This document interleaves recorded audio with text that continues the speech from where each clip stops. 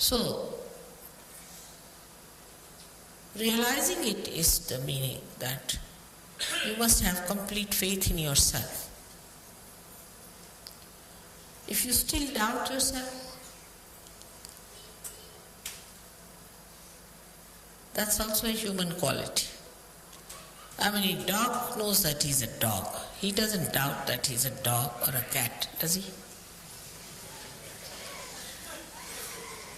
Or a tiger knows he's a tiger and he knows what capacities he's got. It's only the human beings have got, apart from other stupid qualities, is one this, that they can doubt themselves.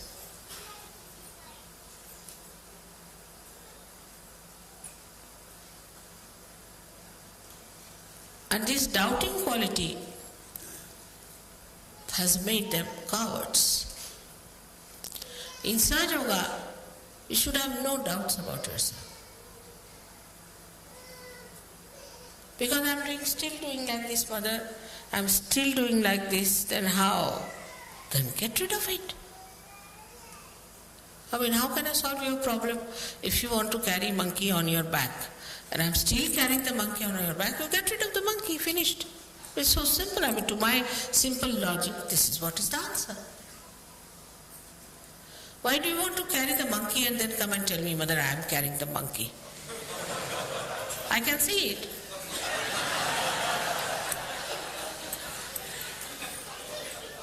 Get it off your head. Get it off your back. It's very simple. You are a Sahaja.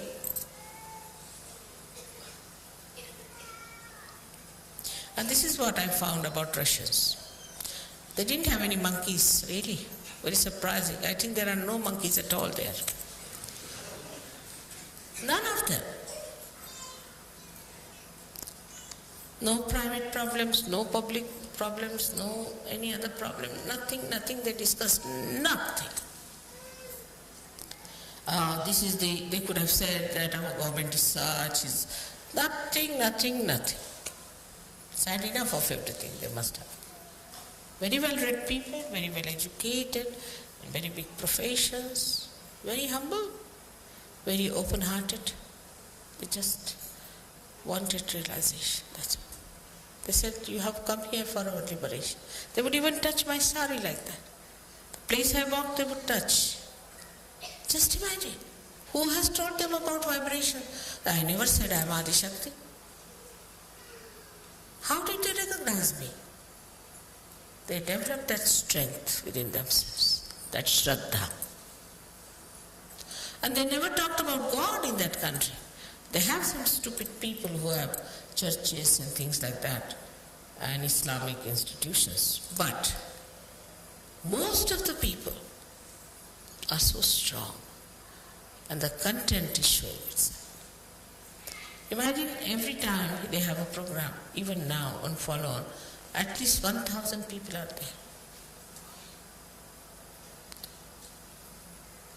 In this England, we can't even get 1,000 for Devi Puja. And they come all the way from thousands of miles, from Siberia, this, that. And they have booked themselves because they are the halls you have to pay for. So, though the Sahaja don't take money, they pay for halls. But the mediocrity, to be on the periphery, not to work it out, take it easy, not the way for Sahaja. We don't have to kill demons. There's no need to join any war or to fight like soldiers as they fought with Devi. Nothing. You have just to take out the negative within yourself, lethargy from you, and work it out. We say mantras, we know what are the powers of the mantras are, but you have to keep them awakened.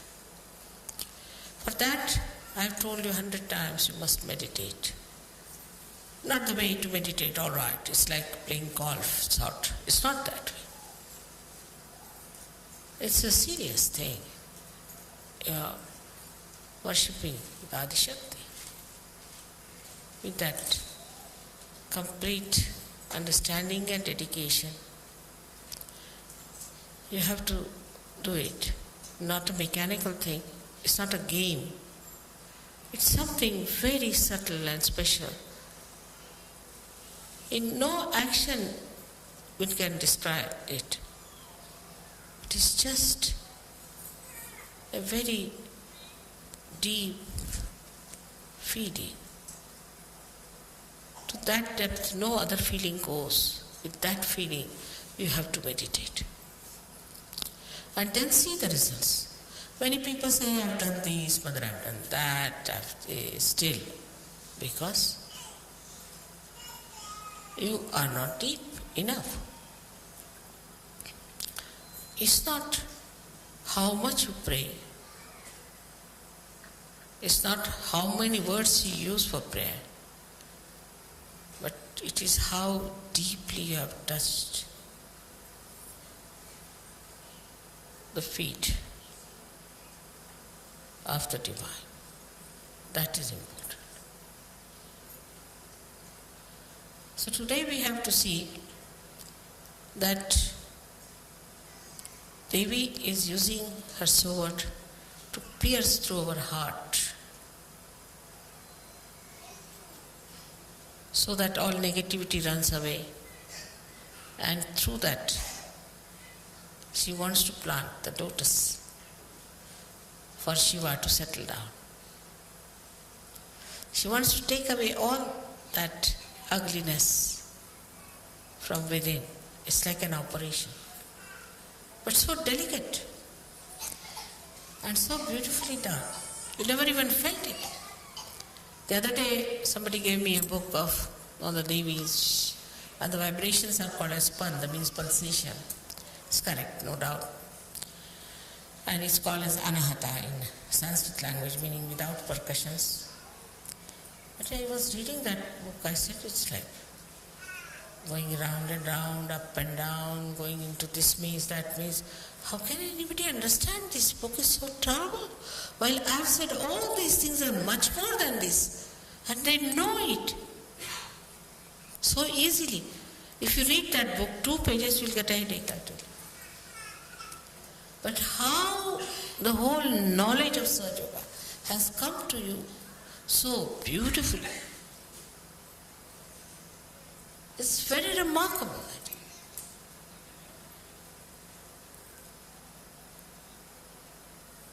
If you read the mantras, they'll give you explanations which has nothing to do with reality, sometimes I feel. But even if it has, it's so circuitous, so complicated. I would say Adi Shankaracharya realized it, and that's why he gave up the idea of writing any treatise. He said, let's make it simple, the praise of the mother, finished. If you praise the mother, everything you get. But that's not, I find that's not so. It's easy. See, human beings are great experts. They can be just like radios, praising. Nothing goes inside the heart.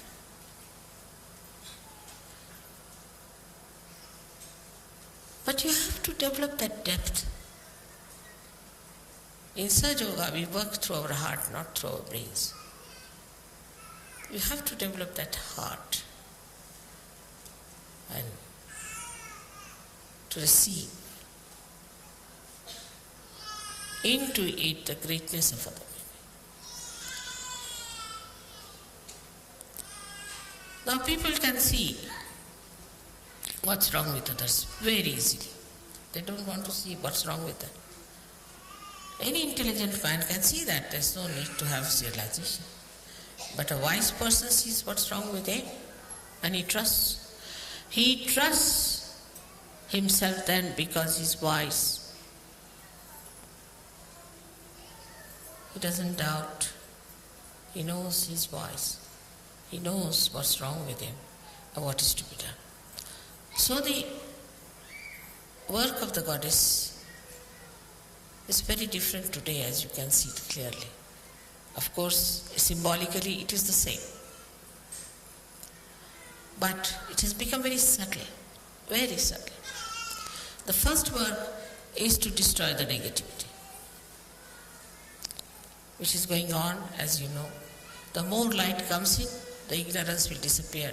This light will spread, all the darkness will go away. But you are the lights. You have to put the lights on. And you have to look after your light.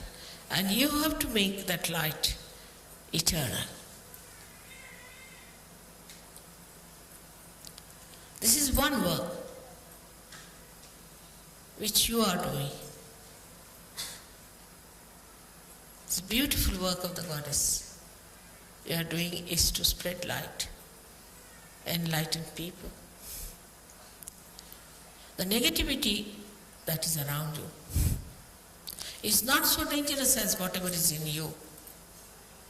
Today it has become subtler. The negativity has become subtler. It's entered into your being. And be careful. It may any time topple you.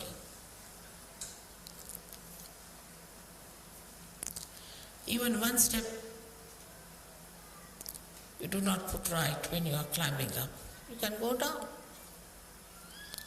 So one has to be alert, without tension. You have to be alert without tension. And the alertness grows when the light goes within, you start seeing. Immediately you see, oh, that's it. So I, the so and so, that's it. And you know how to correct it. And you know how to put it right. And immediately you take to it. Like a good sari now has something fallen on it. Immediately you clean it. In the same way, we have to be very, very alert. Daksha is the word for that. Now this was the work of the Goddess before. Goddess used to give enlightenment and Goddess used to be alert for you. She would sit like a tigress for her children. They are praying, they are doing puja, they are doing some sort of a home, havana, so the Goddess would sit out, protect them from all negativity coming, all rakshasas coming, kill them, just do that. But that stage is gone now. Now she's entered into you. So you have to kill your negativity, you become as powerful as your mother. No negativity can touch you. So you can give realization, you got that power very well. And you can watch your defects more than that of others. And you try to put them out because they are not good, they are not for your benevolence, they are not for your ascent. By that, nobody is going to gain. At the collective level, it just works automatically. You don't have to worry. It comes to culmination and a person goes out. As if somebody runs up like a blind fellow on a cliff and jumps down. You don't have to worry too much about this. It just works. You have seen it has worked that way.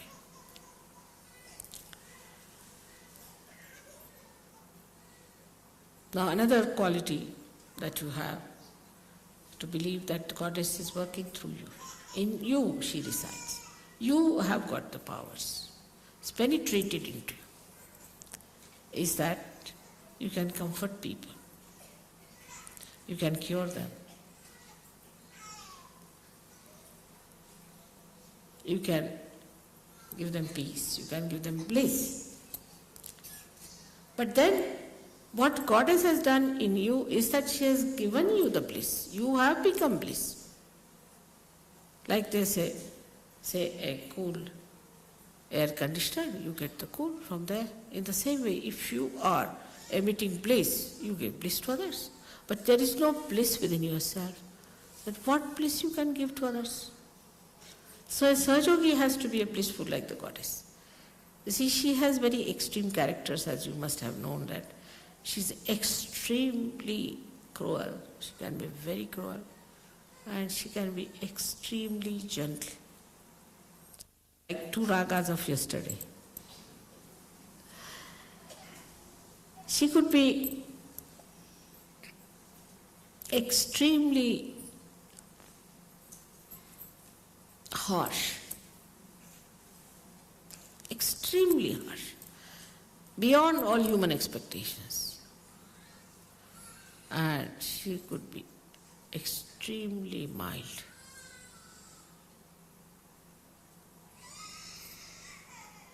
So this harsh part we need not have. It will just work. This part is only kept for the divine. You just take to the other side. Let this harsh part be looked after by the divine. After all, divine also must do some work. If you do all the work, then what will divine do?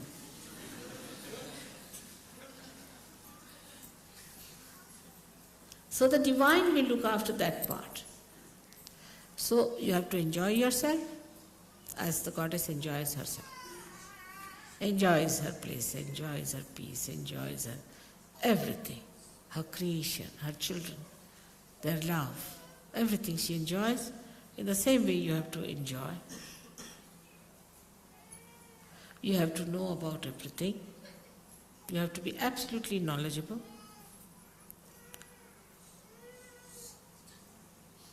And nothing more is needed but just to say that, oh divine, please protect us at the most. Even if you don't say it's all right, you're looked after. The divine is working round the stage, you see, you don't see it, it's all there invisible. And you are on the stage. So they are looking out what to focus light, where to put, what light to put, what is to be done, what is to be changed around, everything they are arranging. You are nicely here. So you need not do all that work.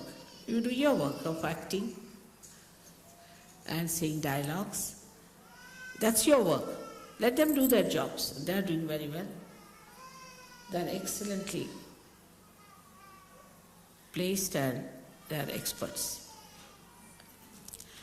So to leave certain things into the hands of the divine is what we call as surrender.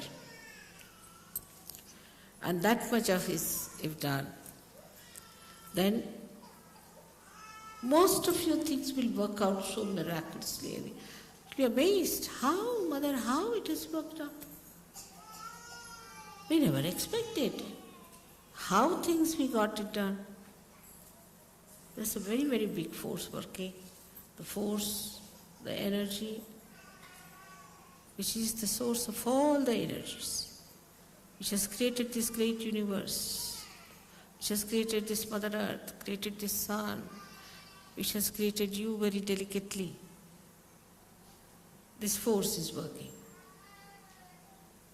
And that force is looking after you, so proud of you that you have come on the stage now.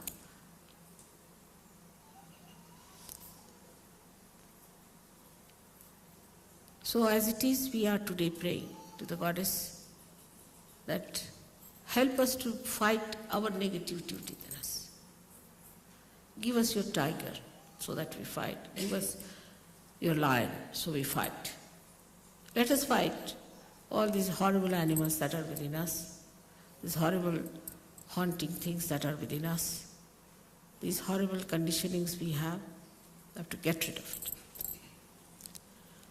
Still, if you watch yourself, lots of conditionings are there, lots. You see, if you see there are covered with very thin curtains and you don't see it, they are there. So let the tiger enter into all these dens and find out.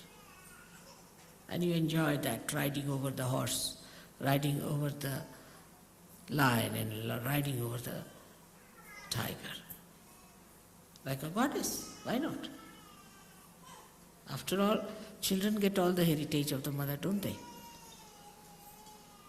So you have all the heritage available to you, but you have to be worthy in the sense that you have to know that you are worthy. That's all. You have to just know that you are worthy and that you can do it So again, today we are here to do this puja, which would have been in Perth, but somehow or other it was not so. And is luck for you to have this puja. And it is something of a very deeper nature, very subtler nature.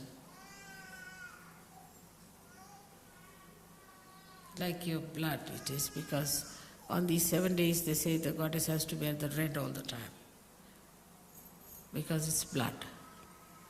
And the first color you see in the womb of your mother is red. It's the security. One side is the red rag, another side it is the security. So for you it is the security. Around you, every place you go, it is there. Just feel it. You have entered, I must say, into the kingdom of God, no doubt about it. You all have entered. So beautifully you are settled down. May God bless you.